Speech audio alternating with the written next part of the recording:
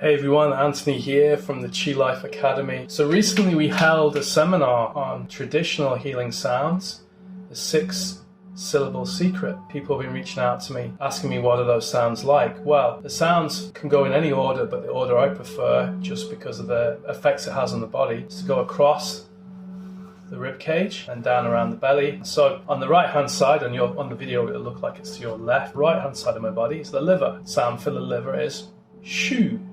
Shoo, shoo. The sound for the heart center is ha. So H for the heart, ha. The sound for the spleen pancreas complex and the stomach to a lesser degree is hu, as in HU, but the U is carried, a h, hu. And then so down here we have the lung, large intestine is s, like a snake.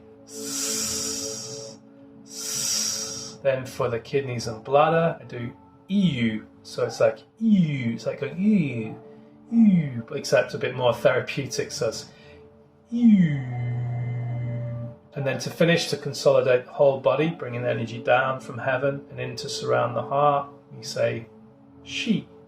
She is the harmonization of all the sounds. And I usually hold over the belly and the heart and say She.